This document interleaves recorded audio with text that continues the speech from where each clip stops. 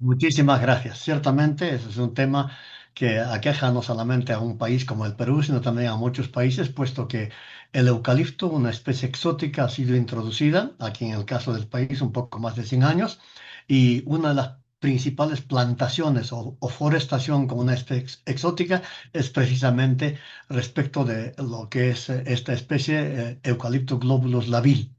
Y aquí, obviamente, en nuestra investigación hemos de observar si existe o no, es el objetivo de nuestro trabajo, alelopatía producido, por supuesto, por esta especie.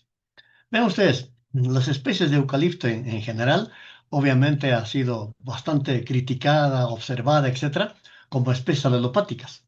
Así se señala en muchos casos, señalando que producen y liberan sustancias que ciertamente inhiben el crecimiento de otras plantas alrededor de las plantaciones o en condiciones de cultivo.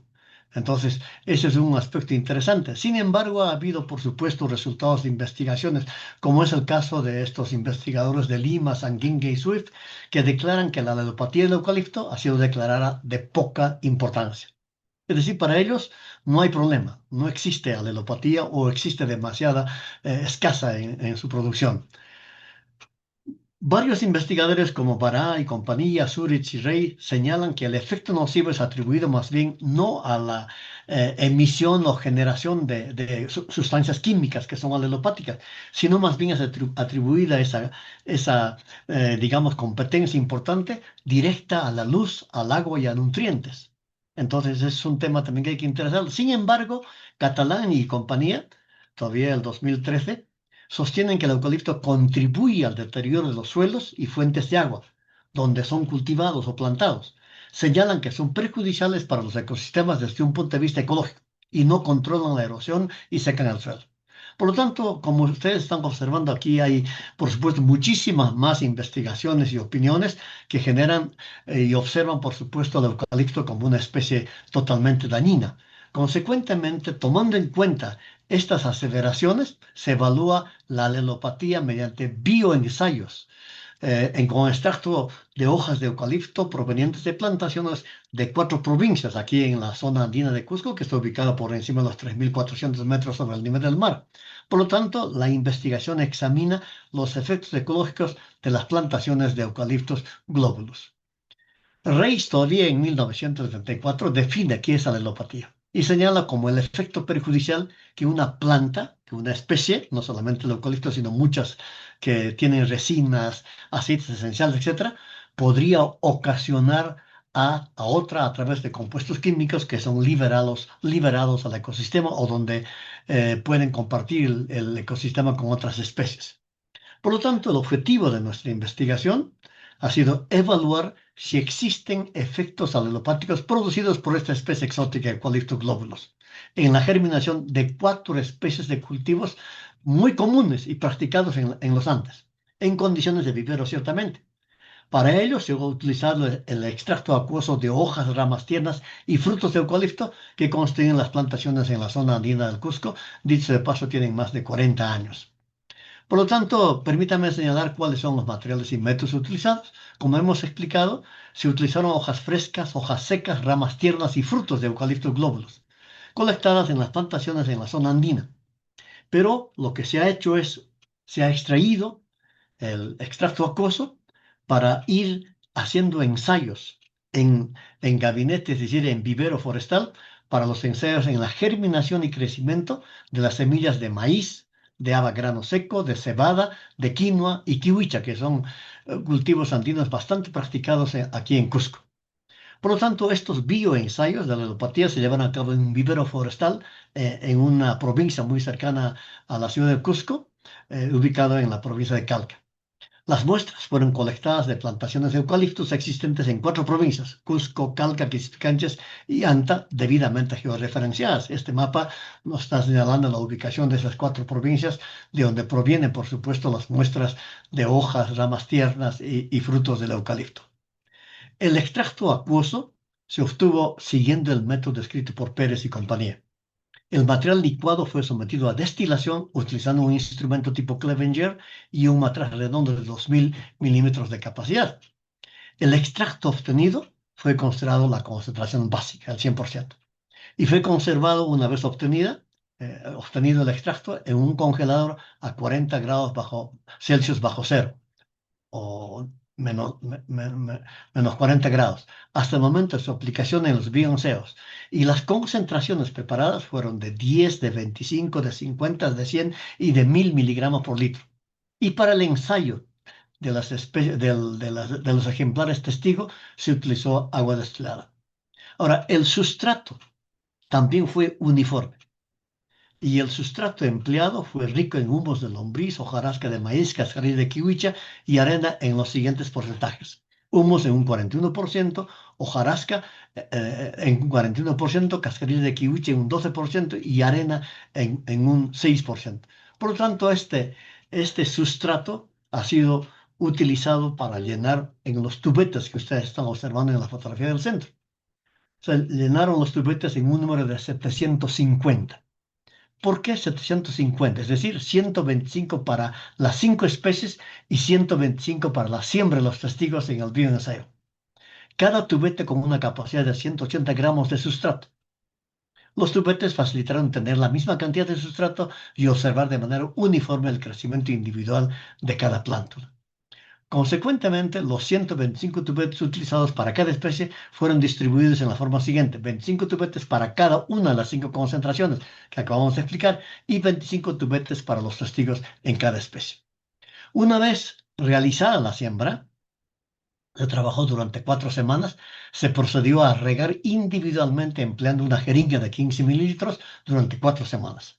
La primera semana se regó cotidianamente, todos los días, y a partir de la segunda semana en forma interdiaria. En la cuarta semana, cuando las plantas desarrollaron, como se observa en la fotografía del centro, se procedió a extraerlas para medir la longitud total. Luego se seccionó la raíz para pesar independientemente tanto el tallo y la raíz y medirlos también, utilizando una regla milimetrada y una balanza de precisión. Entonces, con estas características, obviamente se ha ido haciendo el bioensayo. Todas las pruebas y análisis están sometidas a metodologías propuestas por el Ministerio del Ambiente aquí en el Perú, por el Departamento de Agricultura de los Estados Unidos, el Ministerio de Agricultura, que es el órgano rector en temas agrícolas aquí en el país, y otros. Obviamente, para el análisis de la información obtenida sobre la ludopatía, se utilizó el software Trend, que es un documento oficial aprobado por la Autoridad Nacional del Agua aquí en Perú, utilizando 3 métodos de tendencia: T-de-Students, prueba de Spearman y la regresión lineal, para determinar la significancia, es decir, la coherencia de la información que se obtiene en cada uno de los tratamientos. La población de ensayo está referida ciertamente a la cantidad de semillas de las especies utilizadas en el bioensayo y se considera por cada especie la cantidad de 125, como hemos explicado, semillas seleccionadas, haciendo un total de 750. 750 es una población finita. Por lo tanto, obviamente se eligió el tamaño de la muestra para los ensayos utilizando la ecuación según Milton y Box, que es la siguiente. Obviamente aquí n minúscula es el tamaño de la población, que queremos determinarlo tomando en cuenta esa población de 750 semillas. N mayúscula es el total de la población, con un nivel de confianza de 95%. P y Q es la probabilidad, la misma probabilidad de que puedan formar parte de la muestra o no puedan formar parte de la muestra. Con un error del 5%, n-1 porque la población es finita, etc. Entonces, en razón a ello, tenemos obviamente los siguientes resultados. Supervivencia en la etapa de germinación de las semillas en el bioensayo durante las 4 semanas que hemos indicado, ¿verdad? El testigo, 125 semillas para cada una de las concentraciones, incluyendo el testigo. En el testigo, la sobrevivencia o supervivencia de 89.6%. Para cada uno de las concentraciones, son estas el porcentaje de sobrevivencia. En promedio general, se dice de que el 89.3% de las 750 semillas obviamente han sobrevivido. Eso significa 670 semillas. Obviamente esto se convierte otra vez en una población finita. Considerando la supervivencia de las plántulas en el bioensayo, se procedió a determinar el tamaño de la muestra para las mensuraciones de las plántulas, es decir, longitud del tallo, longitud de la raíz, peso del tallo, peso de la raíz. En lo referente a longitud y peso, tanto el tallo y la raíz. El tamaño de la muestra, con un nivel de confianza nuevamente de 95% y un error de 5%, fue de 244 individuos. Este es, obviamente, el total la- de las concentraciones y los individuos, obviamente aquí 670. El tamaño de la muestra determinado utilizando la ecuación que hemos observado es de 244. Este 244 es el tamaño de la muestra n minúscula que debe ser afijado, por supuesto, y hemos utilizado la fijación proporcional para distribuir este tamaño de la muestra a lo largo de las 5 concentraciones más el testigo. Entonces, los resultados tenemos lo siguiente. En el caso, por supuesto, de maíz, que es un cultivo interesante, aquí está la longitud medida en centímetros y el peso medido en gramos.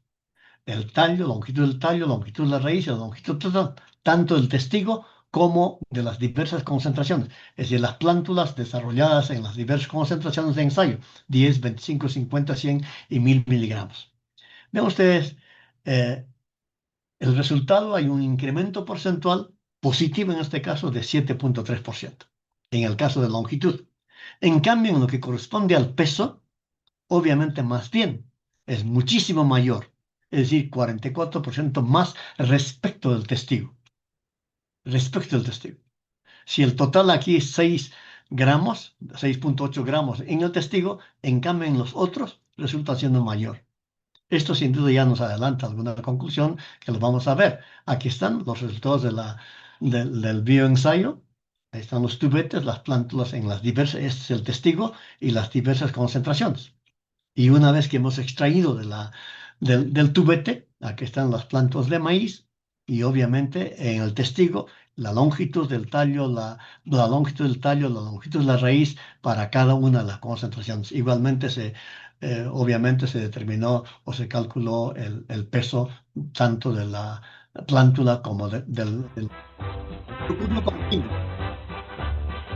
Digo, obviamente aquí ciertamente también ocurre una fluctuación porcentual positiva respecto al testigo, 1,7 más en términos de longitud. En cambio, en el peso tenemos un incremento porcentual, una fluctuación porcentual positiva de 34,4 respecto al testigo. Obviamente aquí están las fotografías del bioensayo, tanto del testigo como de las 5 concentraciones, y una vez extraídas las plántulas de esta. Por lo tanto, podemos ir indicando algunos aspectos que se concluyen, por supuesto, de este aspecto. Los bioensayos desarrollados con semillas de 5 especies de cultivares de la zona andina del Cusco se desprende que el eucalipto no ejerce la alopatía. De otro lado, considerando la edad de las plantaciones existentes en Cusco y teniendo en cuenta las concentraciones utilizadas en los ensayos de la alopatía, se puede colegir que las concentraciones de 1000 miligramos por litro de extracto acuoso son concentraciones superiores a los probablemente existentes en el suelo de las plantaciones de eucalipto existentes en Cusco. Por lo tanto, las conclusiones más precisas en relación al tiempo podemos señalar lo siguiente. Uno, no existe efecto alopático del extracto acuoso de hojas, ramas tiernas y semillas de Eucalyptus globulus sobre la germinación de semillas, tanto en la longitud de tallos y raíces como en el peso de las plántulas y raíz de las especies de habas, maíz, cebada, quinoa y kiwiche, en ninguna de las concentraciones ensayadas.